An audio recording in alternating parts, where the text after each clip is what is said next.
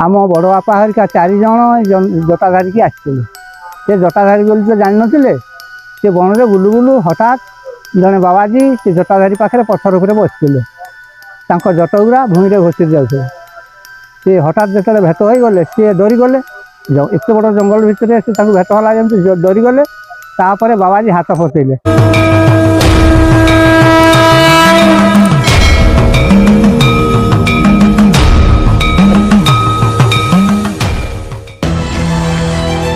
तो आपण मैंने जो देखुं जो बाबा जटाधारी पाखक जावाक प्रथम दुईटी बाहन दुईटा रही गोटे धला गोटे कला बर्तमान यहीटा हूँ गेट्र प्रथम प्रवेश पथ ये भक्त मैंने गाड़ी सुरक्षित यही जो पादतला रास्ता पहाड़िया रास्ता बा संकीर्ण रास्ता जावाक जी डर लगुच से विपदपूर्ण अच्छी गुड़ खसी जावार चान्स अच्छी आपण मानक देखी जावाई पड़ो आसतु तथापि जावा बाबा जटाधारी देखा आउ कौन रही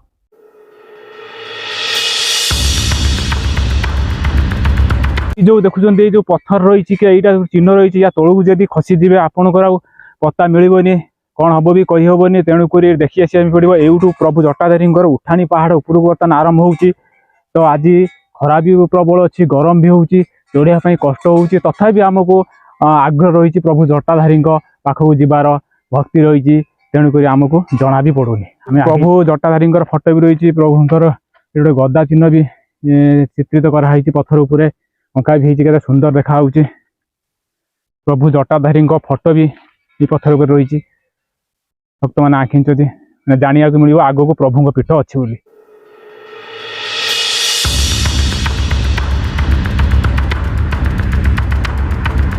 आपण मैंने देखुं वेलकम टू हाथियाझर लिखाई आमको लगुच आगू हाथियाझर भी गोटे अच्छी हाथी मैंने से कुंडे पानी पीती झरणा आसिक से कुंड भाया पानी रोचे हाथी मैंने पानी पी आसती वेलकम टू हाथियाझर लिखाई आपण मानक आम भी हाथियाझर भी देखीदेबू आसते जी आगे कौन कौन अच्छी देखा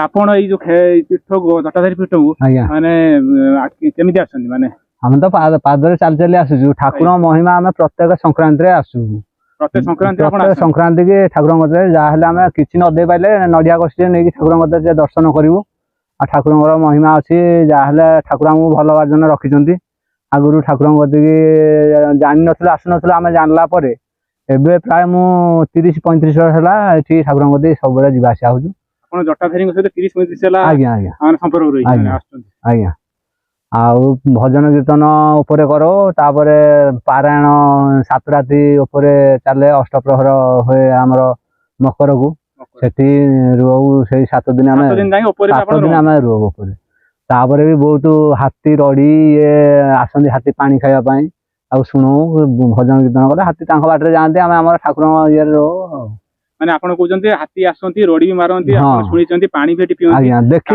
किछि करंती आपण देखिचंती सेबे पानी पी निजे निजे निज जागा फेरी जान आमे थरे सेमदी भजन कीर्तन चालिछि 7 घर हाथी आसिले आमे से पाखरे बाहादुला ऊपर हमर से तळे मठ जेमदी देखिले कि ऊपर हेजी हां तळे उडे गछ ऊपर घर होई हम देखि आसिलो से ऊपर भी बाहादुला पत्थर ऊपर सेमदी घर होई से हाथी ता तळे बुली गले आमे ऊपर सब 40-50 जन लोक रहि गलु रात्रि जे थिलु ऊपर जो घर 40-50 जन भी घर रहू आज्ञा से ऊपर चढ़ी रहिलु तापर हाथी पळेले पानी खाइकी तापर फेर आसी तळे भजन कीर्तन कर आज्ञा ना आपण टिके आगुर हम सहित आलोचना करथले कि यदि किछि अन्याय अत्याचार हुए कि हाथी दंता हाथी आज्ञा आज्ञा या विषय टी कोन आज्ञा एथि श्रावण मास रे हमें नाही करूछु एथि तमे आइंस करो नाही 5-6 जन पिला गैस आनी की आइंस करी मद खाइले सेठी आज्ञा सेठू से मांस खाई पाइले नहीं तांको भीतर एमिति द्वंद्व सृष्टि है से गैस सिलिंडर टेकिकी जने जन को पिटिला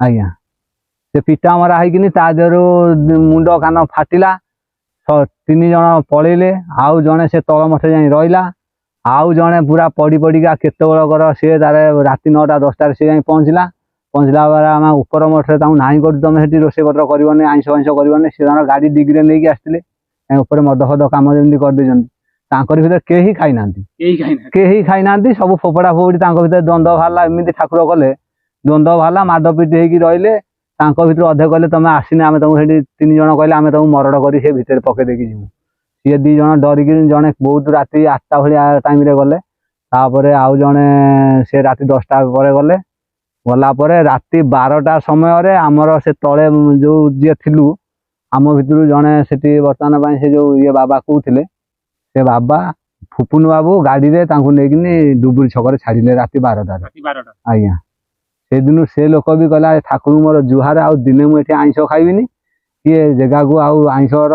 ना धरिकी आसबे जगार महात्मा अच्छे आम बुझी पाइलु बोली एमती कलु बोली आम 3-4 हजार टकर जिनस खर्च कलु कि खाई पाइलु एरकम है गले।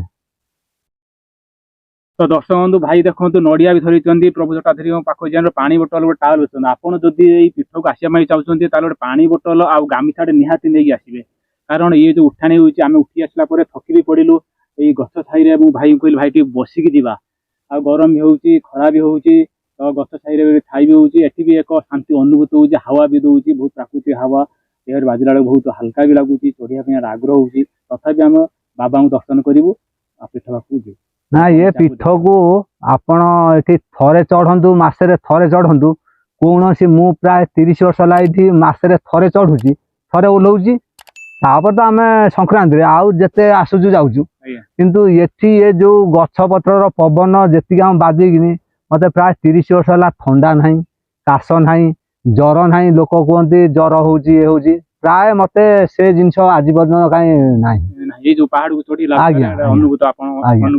मु भावुची मोर गोड़ बिंधा छिटिया जहाँ हुए मुझे थरे चढ़ी गली 8-10 दिन पर्यटन मोर देहरे बिंधा छिटिया किसी हेनी जो श्वास रोग ये जो गचर एत आयुर्वेदिक गछ भितर अच्छी ये निश्वास नेले भी सुधे मुझे देखुची मो प्रति भल हो अनेक लोक आसती प्रति कौन हो कही होने कि मु ठाकुर दयारू मोर 30 वर्ष है जावासवा ठाकुर ये मोर सेमती किसी बाहरी ना 30 वर्ष मु जर अनुभव कर आगुरी मोर ठंडा फंडा कौन थिला कि मैं ठाकुर पाखु आसवा ये मत जर है काश है कि आंठुगंठी बिंधा पर्यंत है तेणु मु ठाकुर विश्वास मोर अधिका अच्छी मु प्रत्येक संक्रांति आस कारण आपण विश्वास अच्छी बोली आपण प्रत्येक विश्वास नथिला आपण केबे एते बाट पहाड़ चढ़ी ना एते ऊपर को प्रभु जटाधारी दर्शन करिया मु बा देखुची मते तो ठाकुर या को जिबा आसीबारे मोर किछि कोनोसी अलगा पैसा खर्च होने औषध पत्र बाबद रे एठी थरे चढ़िले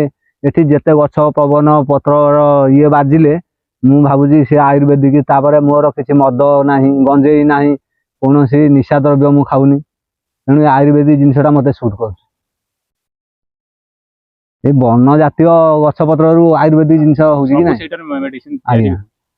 मु भावुची मु कौन मोर अलग निशा द्रव्य नथिबारु मते आयुर्वेदिक जिनसटा मते सूट करछि मते कोनोसी रोग नाही होनी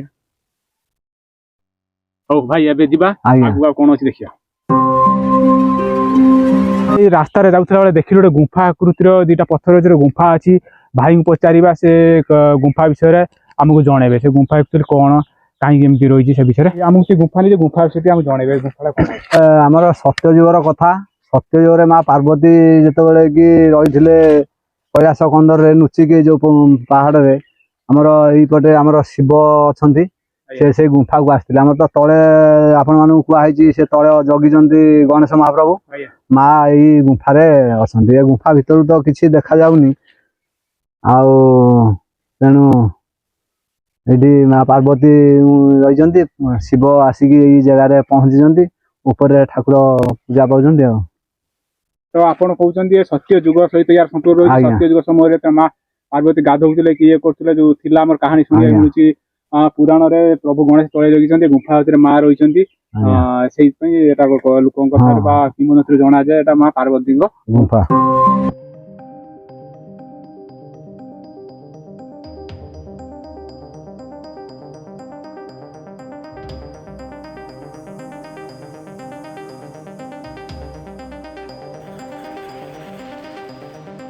झर देखिए झरना पड़े घंटे गंध पूरा पानी पड़े कल कल अब जो सुंदर लगुच प्राकृतिक सुंदर ठंडा भी आमको लगुच तो भाई पचार झरना विषय किसी कहले ये आज्ञा हाथिया घर आगे कहुचे हाथी एक तो बहुत जंगल एरिया हाथी अच्छा हाथी मैंने आसती पानी खाई जाती भाई कहले यहाँ हाथिया घर नाम ना पचार लिखा वेलकम जो हाथिया घर बर्तमान यहाँ नाम परिचित हाथी मैंने आसते पानी पीकी जाती ବହୁତ ସୁନ୍ଦର ହେଇଛି। ମୁଁ କ୍ୟାମେରାମ୍ୟାନ୍ ଭାଇ ଅନୁରୋଧ କରିବି ସେ ହାତିଆ ଝର ଆପଣଙ୍କୁ ଭିଜୁଆଲ୍ ମାଧ୍ୟମରେ ଟିକେ ଆପଣଙ୍କୁ ଦେଖିପାରିବେ। ବହୁତ ସୁନ୍ଦର ହେଇଛି। ଆପଣ ଯେବେ ବି ଆସୁଛନ୍ତି ଏଇ ଯେଉଁ ଜଟାଧାରୀ ପୀଠକୁ ନିଶ୍ଚିତ ଏଇ ହାତିଆ ଝରରେ ଆସନ୍ତୁ, ମୁହଁ ଟିକେ ଧୁଅନ୍ତୁ, ବହୁତ ଶାନ୍ତି ଲାଗିବ। ଥଣ୍ଡା ପାଣି ଅଛି, ଆପଣ ପାଣି ବି ପିଇ ପାରିବେ, ବହୁତ ନିର୍ମଳ ପାଣି।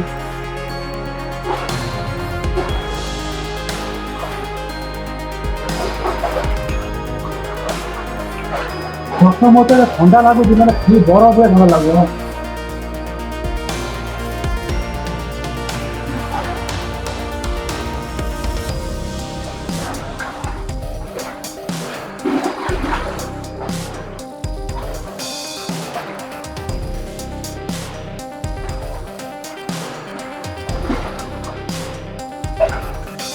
ମାନେ ରକ୍ତଗନ୍ଧା ପାହାଡ଼ ଚଢ଼ିକି ଆସିଲି, ଯେତିକି ଆପଣଙ୍କୁ ଗରମ ଲାଗୁଥିଲା, ଯେତିକି ମାନେ ଭାବୁଥିଲେ ଯାଇପାରିବୁନି, ଏଇ ଯେଉଁ ଥଣ୍ଡା ପାଣିରେ ମୁହଁ ଧୋଇଲା ପରେ ଟିକେ ମାନେ ପାନ କଲା ପରେ ଆମକୁ କନଫିଡେନ୍ସ ବଢ଼ିଯାଉଛି କି ଆମେ ପୁଣି କିଛି ବାଟ ପାହାଡ଼ ଚଢ଼ିକି ଯାଇପାରିବୁ। ଆସନ୍ତୁ ଆଗକୁ ଆଉ କ'ଣ ମଧ୍ୟ।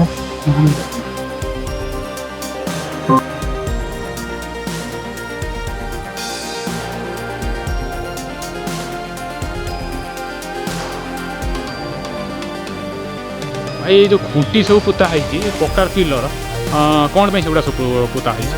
ଅଷାଢ଼ 4 ମାସ ଯେଉଁ ଏତେ ଝଡ଼ି ହୁଏ, ଏପଟେ ଝର ପାଣି ଆସେ, ଏଇ ଯେଉଁ ପାଖ ହାତିଆ ଝର ଇଏ ପୁରା ବୁଡ଼ିଯାଏ, ସେ ନେଳି ଲାଗିଯାଏ। ଯଦି ଖସିଲେ ସେ ପାଣି ଧାରରେ ସିଆଡ଼େ ନେଇକି କୁଆଡ଼େ ପିଟିବ ଭକ୍ତ କିଏ ଯଦି ଖସି ଖୁସା ଗଲେ।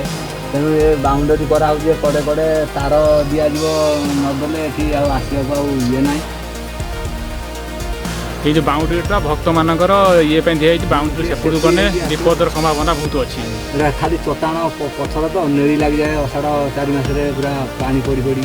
ଆଜ୍ଞା, ତେଣୁ ଦର୍ଶକ ବନ୍ଧୁ ଆପଣମାନେ ଯଦି ଆସୁଛନ୍ତି ଏଇ ଯେଉଁ ଜଟାଧାରୀ ପୀଠକୁ, ଏଇ ଯେଉଁ ପିଲର ପୋତା ହେଇଛି ଦେଖିକି ଆସନ୍ତୁ। କେବେ ସେ ପିଲର ସେପଟକୁ ଆପଣ ଯିବା ପାଇଁ ଚେଷ୍ଟା କରନ୍ତୁନି, ସେପଟକୁ ଯିବାକୁ ଗଲେ ବହୁତ ବିପଦର ଘଟିବାର ସମ୍ଭାବନା ମଧ୍ୟ ଅଛି। ହାତିଆ ଝର ପାଖରେ ରହିଥିଲୁ। ହାତିଆ ଝରରୁ ଜଷ୍ଟ ମୁହଁ ଫୁହଁ ଧୋଇକି ଟିକେ ଆମ ଫ୍ରେଶ୍ ଲାଗିଲା। ଆସିଲା ପରେ ଜଣେ ଭକ୍ତ ମାନେ ପ୍ରଭୁଙ୍କୁ ଦର୍ଶନ କରି ଫେରୁଥିବାର ଆମେ ଦେଖିବାକୁ ପାଇଲୁ। ଏ ମଉସାଙ୍କୁ ପଚାରିବା ସେଇ ଜଟାଧାରୀଙ୍କ ପୀଠରେ କ'ଣ ଅସୁବିଧା ହେଉଛି, କ'ଣ ଭଲ ଅଛି, କ'ଣ ଠାକୁର ଶ୍ରୀମନ୍ଦିର ବିଷୟରେ ସେ ଆପଣମାନଙ୍କୁ କହିବେ। ତ ମଉସା ଆମ ଚ୍ୟାନେଲ୍ ତରଫରୁ ଆପଣଙ୍କୁ ସ୍ୱାଗତ କରୁଛି। ଆପଣ କିଛି କହିବେ ଏଇ ଜଟାଧାରୀଙ୍କ ପୀଠ? ବହୁତ ଦିନର ଏ ଠାକୁର, କିନ୍ତୁ ବହୁତ ଯାତ୍ରୀ ଯିବା ଆସିବା କରୁଛନ୍ତି, କିନ୍ତୁ ଅସୁବିଧା, ରାସ୍ତାର ଅସୁବିଧା ବହୁତ ସମ୍ମୁଖୀନ ହେଉଛନ୍ତି। ସଡ଼କରେ ଗାଡ଼ି ଘୋଡ଼ା ଯିବା ପାଇଁ ଏ ରାସ୍ତା ବି ଠିକ୍ ହେଉନାହିଁ। ବହୁତ ଲୋକ ଯିବା ଆସିବା କରନ୍ତି। ପ୍ରତି ସଂକ୍ରାନ୍ତିରେ ଏଠି ବହୁତ ସମାଗମ ହେଉଛି। ମକର ସଂକ୍ରାନ୍ତି ବଡ଼ ବଡ଼ ପର୍ବରେ ଲୋକ ସମାଗମ ହେଉଛନ୍ତି, କିନ୍ତୁ ରାସ୍ତା ଠିକ୍ ହେଉନାହିଁ। କିନ୍ତୁ ଆମେ ଏତିକିଟା ଅନୁରୋଧ କରୁଛୁ ଗଭର୍ଣ୍ଣମେଣ୍ଟ ତରଫରୁ କିଛି ରାସ୍ତା ବାଗା ହେଲେ ଆହୁରି ଟିକେ ଠାକୁରଙ୍କର ଉନ୍ନତି ପଥକୁ ଆଗେଇବ କି ଏହା। ତ ଦର୍ଶକ ବନ୍ଧୁ, ମଉସା କହିଲେ କି ଏଇ ଯେଉଁ ପ୍ରଭୁ ଜଟାଧାରୀଙ୍କର କିମ୍ବଦନ୍ତୀ ବହୁତ ଅଛି, ମହାତ୍ମ ବହୁତ ଅଛି। କି ଆମେ ଆସିଲା ବେଳେ ଦେଖିଲୁ ଯେ ବହୁତ ମାନେ ଖତରନାକ, ମାନେ ଡେଞ୍ଜରିୟସ୍ ରାସ୍ତା, ମାନେ ପାଦ ଚଲା ପଥୁରିଆ ରାସ୍ତା, ମାନେ ବଣୁଆ ଜଙ୍ଗଲିଆ ରାସ୍ତା। ଏଠି କେତେବେଳେ କ'ଣ ହେବ ପାଦେ ପାଦେ ବିପଦ ବି ରହିଛି। ତଥାପି ଭକ୍ତମାନେ ନିର୍ଭୟରେ ଆସୁଛନ୍ତି, କାହାର ବି କିଛି ଅସୁବିଧା ହେଉନି। ଠାକୁରଙ୍କର ଏଭଳି ଆଶୀର୍ବାଦ କୃପା ଅଛି। ତ ଏସବୁ ଏଇ ଯେଉଁ କ୍ଷେତ୍ରକୁ, ଯେଉଁ ଜଟାଧାରୀ ପୀଠଙ୍କୁ ଗଭର୍ଣ୍ଣମେଣ୍ଟ ତରଫରୁ ଏପର୍ଯ୍ୟନ୍ତ କିଛି ସହାୟତା ମିଳିନାହିଁ। କିଛି ବି ଯାହା ବି ହେଇଛି ତଳେ ଆମ ମଠ ମନ୍ଦିର ଯାହା ବି ହେଇଛି, ଭକ୍ତମାନେ ନିଜେ ଦାନ କରି ତାଙ୍କ ଅର୍ଥରୁ ଏସବୁ କରିଛନ୍ତି। କି ଆମ ଭିଡ଼ିଓ ମାଧ୍ୟମରେ ଆମେ ଓଡ଼ିଶା ଗଭର୍ଣ୍ଣମେଣ୍ଟକୁ ବା ଅନୁରୋଧ କରିବୁ କି ଏଇ ଯେଉଁ ବହୁତ ପୁରାତନ କ୍ଷେତ୍ର, କିମ୍ବଦନ୍ତୀ କ୍ଷେତ୍ର, ଜଟାଧାରୀ ପୀଠ ସବୁ କ୍ଷେତ୍ରରେ ଆମେ ବୁଲୁନି, ପ୍ରାୟ ସବୁ ଉନ୍ନତି ଡେଭଲପ୍ ହେବାକୁ ଲାଗିଲାଣି। କିନ୍ତୁ ଏମିତି ଆଜି ଆସିକି ଆମେ ଜଟାଧାରୀ ପୀଠରେ ପହଞ୍ଚିଲୁ କି ସେଠି ଦେଖିଲୁ କି ଏଠି ଡେଭଲପମେଣ୍ଟ କିଛି ହେଇନି ଗଭର୍ଣ୍ଣମେଣ୍ଟ ତରଫରୁ। ଯଦି ଆମ ଭିଡ଼ିଓ ମାଧ୍ୟମରେ ଗଭର୍ଣ୍ଣମେଣ୍ଟ କିଛି ଜାଣି ଏଠିକି ଡେଭଲପମେଣ୍ଟ କରନ୍ତା, ତାହେଲେ ଆମେ ବହୁତ ଭଲ ହୁଅନ୍ତା। ଆମେ ଏତିକି ଅନୁରୋଧ କରୁଛୁ ଓଡ଼ିଶା ଗଭର୍ଣ୍ଣମେଣ୍ଟ।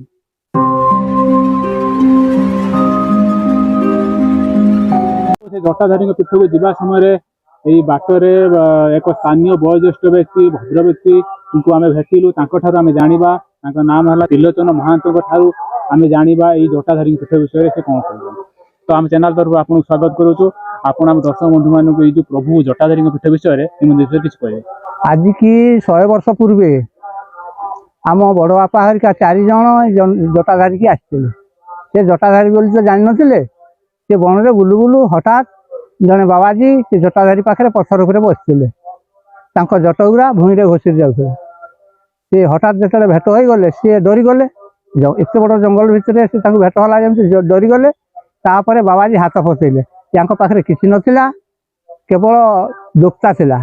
बाबाजी की दोस्ता बढ़े देले जदि बढ़े देले बाबाजी कौन करेंगे फिर तो किसी देवे सी गोटे कंकड़े धरे दौन सी बाबाजी जो कंकड़े बढ़े देले ये कहले सब पानी तो अजस्र कंकड़ा कंकड़ाटा नहीं आम कौन करूँ ना ये सब कौ देवता आम ये चल शीघ्र पलैया खसिकी जीवन रक्षा करवा एमती जो सी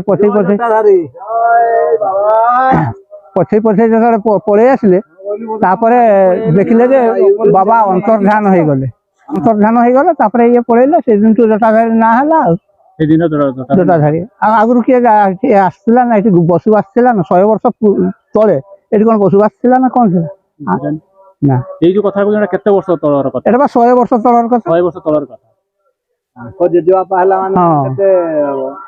मत तो है 80 पाखापाखि 80 वर्ष हेलानी आपण पीठक आसुଛନ୍ତି जाउଛନ୍ତି आपण आम सबुदिन आसुचु आज आसनी गछ लगौଛନ୍ତି सब मुझे देखिली जे ऐसा कौन करवा जे टाकुआ अच्छी घरे नहीं कि पोछिबा सेठू पोछि पोछि आसुची अरे 200 टाकुआ नहीं कि आसती 200 टाकुआ 100 टा 50 टा हो 50 हेले तो बहुत तो दर्शक बंधु बहुत सुंदर कथा कहले जटाधारी जाना पाइले तेणुक आम चैनल तरफ अशेष अशेष धन्यवाद ज्ञापन पत्थर उपरे घर होइछि आपण टे कोइबे घर विषय हमके जणेबे ये है बाहादुला पत्थर ये खाली टिके तार तले कौन रही गोटे जड़ी गछ ताकू रखी पूरा ये करी ठाकुर महिमा एत बड़ पत्थर आज्ञा ये जदि खसब माने 5 गुंठ एरिया नहीं कि किंतु से ठाकुर महिमा सेमती रही आम बाहादुला पत्थर बोली कहूँ बाप ओषा बाड़ू कही आसुँचा हाथी भयर से काठरे घर कराइला देखुं ये होगा बोली सेपटे ठाकुर मंदिर काम है ये अच्छी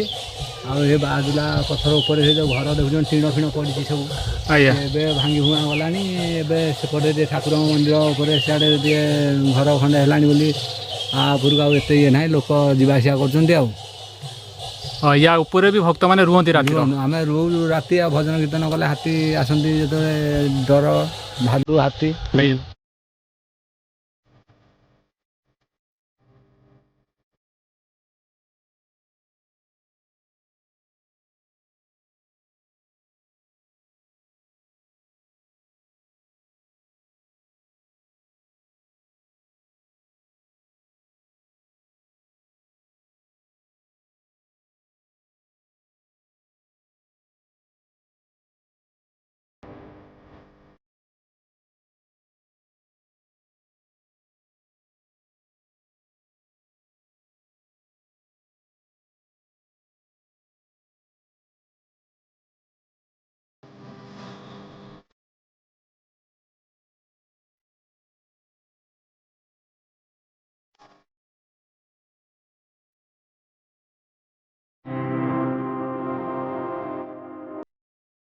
यही जगह आगु रोले ना आपण आज्ञा ये जगह सब रूम हाथी भयर तल देखुना के 100 फुट गाढ़ ये तो आमको देखला डर मार्च पूरा विपद केमी रोले एपटे भाड़ी बंधा सब भाड़ी बंधा से पत्थर ये कराई देखो तलू को केते खाल देखा जो गछ पाखे गोटे पत्थर अच्छी पत्थर उपरे भक्त मैंने पूजा मकर संक्रांति हुए ये राति रुहति हाथी भयर ये भाई भी एठी रोथार भी निजे प्रमाण भी मिलूँ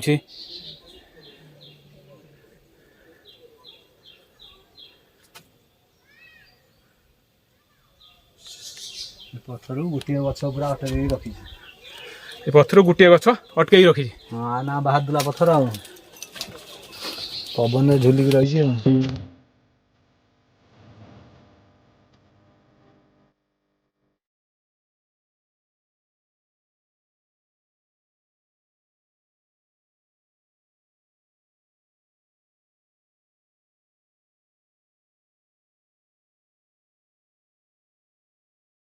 बाबा जटाधारी जटारू जो झरुची जो झरणा बर्तमान से कुंडटा बर्तमान ये अच्छी मुझे भिजुआल देखेदेवी से विषय भाई को पचारि से संपूर्ण विवरणी देवे जटारू झरिकी ये पानी आसी पड़ुची बैशाख ज्येष्ठ मास आसी है कमी जाए झर तथा ये जिते भक्त आसुँच सर्ट ना सब चला प्रचल कर पानी केबे के अईठा पानी एठी करें गोड़ हाथ धोबे आउ पानी नहीं कि अलग जगार धुआ धुई हे पानी की अईठा करें ପାଣି ଅଇଁଠା କରିବେନି ଅଲଗା ଜାଗାରେ ଧୁଆ ଧୁଇ ହଁ କରିବେ ଆଉ। ଗୋଡ଼ ହାତ ଟିକେ ଧୋଇ ହବନି, ପାଣି ଏଠୁ ନେଇକି ଅଲଗା ଜାଗାରେ ଧୋଇ ହେବେ ଆଉ।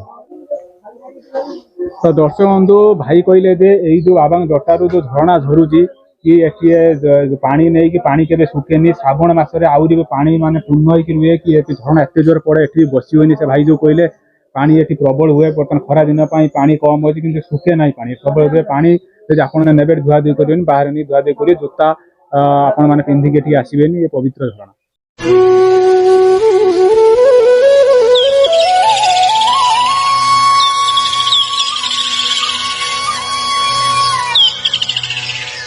ବର୍ତ୍ତମାନ ଆସି ସେଇ ଜାଗାରେ ପହଞ୍ଚି ଯାଇଛୁ, ଯେଉଁ ଜାଗାଟି ଆମର ଲକ୍ଷ୍ୟସ୍ଥଳ ଥିଲା ସେଇ ପାହାଚ ପାଖରେ ପହଞ୍ଚି ଯାଇଛୁ। ଜଟାଧାରୀ ପୀଠରେ ଯୋଉଟା ଏଠି ଲୋକଙ୍କ କଥାରେ ପରିଚିତ, ଓଡ଼ିଶାରେ କେଦାରନାଥ ନାମରେ ଇଏ ଲୋକଙ୍କ କଥାରୁ ପରିଚିତ ବା ଜନଶ୍ରୁତିରେ ଶୁଣାଯାଏ।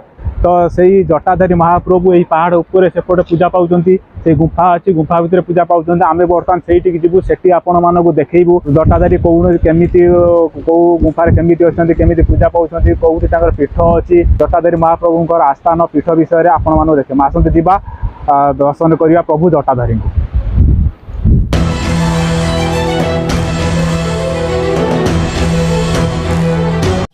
ପ୍ରଭୁ ପାଇଁ ପ୍ରସାଦ ସେବନ ଚାଲିଛି, ରୋଷେଇ ବର୍ଦ୍ଧନ କରାହେଉଛି। ଭାଇ ଭିତରେ ଭାଇ କ'ଣ କହୁଛନ୍ତି? ଭାଇ ଆପଣ ଆମ ଚ୍ୟାନେଲ୍ ତରଫରୁ ସ୍ୱାଗତ କରୁଛୁ। ଆପଣ କହିବେ ଜଟାଧାରୀ ବିଷୟରେ ଆଜି ଯେଉଁ ଭଜନ କୀର୍ତ୍ତନ ଚାଲିଛି କି ଠାକୁରଙ୍କର ବହୁତ ମହିମା, ବହୁତ ବହୁତ ଦୂରରୁ ଆସୁଛନ୍ତି, ବହୁତ ଇଏ କରୁଛନ୍ତି। ଆଜ୍ଞା ପୂରଣ ହେଉଛି ତାଙ୍କର ଇଏ। ଏଠି ଆସ୍ତେ ଆସ୍ତେ ବର୍ଷ ହେଲା ଆହୁରି ଆଗକୁ ଚାଲିଛି, ମାଡ଼ି ଚାଲିଛି ଧୀରେ ଧୀରେ, ଦିନ ଦିନ ମାସକୁ ମାସ ଲୋକ ବଢ଼ୁଛି, ଆହୁରି ଆଗକୁ ଗଲେ ଜାଗା ଚାଲିଛି। ଆପଣ କହୁଛନ୍ତି ଜଟାଧାରୀ ବିଷୟରେ ଯେଉଁମାନେ ମାନସିକ କରୁଛନ୍ତି ମାନସିକ ପ୍ରଭୁ ପୂର୍ଣ୍ଣ କରୁଛନ୍ତି। ଆମ ଜାଣିବା ଆମେ ଫେରି ଇଏ କରିକି ଆମେ ଶୁଣିକି ଆସୁଛୁ ନା। ଆମେ ତ ଦେଖୁଛୁ ଭକ୍ତମାନେ ରାସ୍ତା ସଂକ୍ରାନ୍ତି କି ସଂକ୍ରାନ୍ତି ପୁରା ଫୁଲ 300 500 700 ପାଖାପାଖି ହେଇଯାଏ। କେଉଁ ବହୁତ ବହୁତ ବାଟରୁ ଆସନ୍ତି, ସବୁ ତାଙ୍କର ଅଛି ଯେ ସେ ମହିମା ଅଛି। ଏଇଠୁ ଏଇ ଯେଉଁ ପୁତ୍ର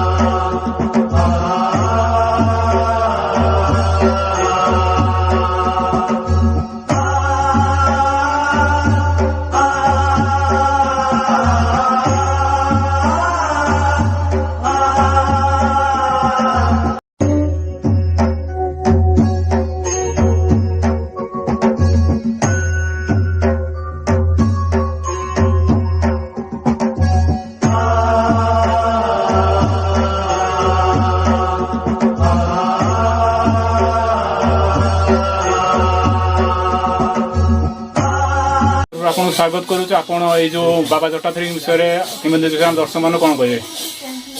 ଜଟାଧାରୀ ସମସ୍ତଙ୍କର ମଙ୍ଗଳ କାମନା ପାଇଁ ଅଛନ୍ତି, ଆଉ ସେ ଏଇ କେଉଁ ଯୁଗରୁ ରହିଛନ୍ତି, କଳି ଯୁଗରେ ଏବେ ସେ ବାବାମଣି ଆମର ରାବଣ ବାବାଙ୍କ ଦ୍ୱାରା ଉଦ୍ଧାର ହେଇଛନ୍ତି। ଆଉ ତାଙ୍କ ଦ୍ୱାରା ଆଜି ଯେତେ ବି କାମ ହେଇଛି ସେ ରାବଣ ବାବାଙ୍କ ଦ୍ୱାରା ହେଇଛି। ଆଉ ସମସ୍ତଙ୍କ ମଙ୍ଗଳ କାମନା ହଉ, ଏତିକି ମୋର ଗୁହାରି ଜଟାଧାରୀଙ୍କ କୃପାରେ। ଆମେ ତ ଆସିଲା ପରେ ଦେଖିଲୁ ଏଠି ସଂକ୍ରାନ୍ତି ଦିନ ଭଜନ କୀର୍ତ୍ତନ ବି ଚାଲୁଛି, ବହୁତ ଲୋକଙ୍କର ସମାଗମ ରହିଛି। ମାନେ ପ୍ରତ୍ୟେକ ସଂକ୍ରାନ୍ତିରେ ଏମିତି ଲୋକ ଭକ୍ତମାନଙ୍କର ଭିଡ଼ ହୁଏ ନା ଆଜି ଏମିତି ହେଇଛି? ନାଇଁ, ସବୁ ସଂକ୍ରାନ୍ତିରେ ଯେବେଠୁ ଆମର ରାବଣ ବାବା ଆସିଛନ୍ତି ଆଜ୍ଞା ସେଇ ଦିନ ଠାରୁ ଜାଗାର ମାନେ ଉନ୍ନତି ହଉଛି, ଆଉ ପ୍ରତି ସଂକ୍ରାନ୍ତିରେ ଯଜ୍ଞ ରୁଦ୍ରାଭିଷେକ ହଉଛି। ଆମେ ତ ଆସିଲା ବେଳେ ଦେଖିଲୁ ରାସ୍ତାରେ ବହୁତ ଆସିବା ପାଇଁ ପ୍ରୋବ୍ଲେମ ହଉଛି, ଜଙ୍ଗଲି ରାସ୍ତା, ପାହାଡ଼ିଆ ରାସ୍ତା, କି ବାଦେ ବାଦେ ବିପଦ ବି ରହିଛି। ସ୍ଥାନୀୟ ଲୋକମାନେ ଆସିବା ପାଇଁ, ବାହାର ଲୋକ ଆସିବା ପାଇଁ ବହୁତ ଅସୁବିଧା ସମ୍ମୁଖୀନ। ସେ ବିଷୟରେ ଆପଣ କ'ଣ କହିବେ? ସେଇଟା ଆମର ସରକାର ସାଙ୍ଗରେ ମାନେ ତାଙ୍କଠାରେ ମାନେ ଆପଣ ବାର୍ତ୍ତାଟା ପହଞ୍ଚିବେ, ଯେମିତି ରାସ୍ତାଟା ଯେମିତି ହେଇଯାଉ, ଆଉ ପାଣି ଟିକେ ହେଇଯାଉ, ସେତିକି ମାନେ ସରକାର ଆପଣ ମାନେ ଆମର ଅନୁରୋଧ ସେଇଠି ପହଞ୍ଚିବା ପାଇଁ ଏ ବାର୍ତ୍ତାଟା। ଏଠି ବି ଯାହା ବି ଏପର୍ଯ୍ୟନ୍ତ ଉନ୍ନତି ହେଇଛି, ସରକାର ଗଭର୍ଣ୍ଣମେଣ୍ଟ ତରଫରୁ କିଛି ସହାୟତା ମିଳିନାହିଁ। ସବୁ ଭକ୍ତମାନଙ୍କ ନିଜେ ରାବଣ ବାବାଙ୍କ ଦ୍ୱାରା ହେଇଛି, ସବୁ ଆଜ୍ଞା ମଣି ବାବାଙ୍କ ଦ୍ୱାରା ହେଇଛି। ବାବା ଆମର ତଳେ ଅଛନ୍ତି, ତାଙ୍କୁ ବି ଆପଣ ଭେଟ କରିପାରିବେ। ଧନ୍ୟବାଦ। ହଉ ହଉ।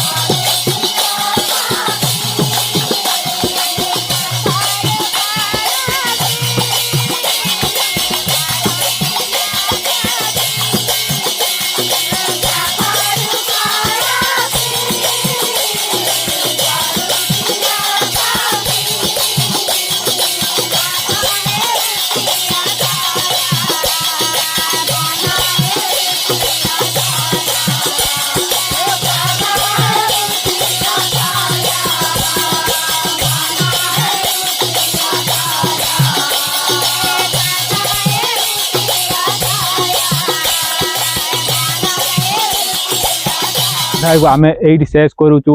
ଆଜି ଆମେ ଆଶା କରୁଛୁ ଆଜିର ଅଧ୍ୟାୟରୁ ଆପଣମାନେ କିଛି ନୂଆ ଜାଗା ଦେଖିଥିବେ, ନୂଆ ଜାଗା ବିଷୟରେ ନୂଆ କଥା ଜାଣିଥିବେ।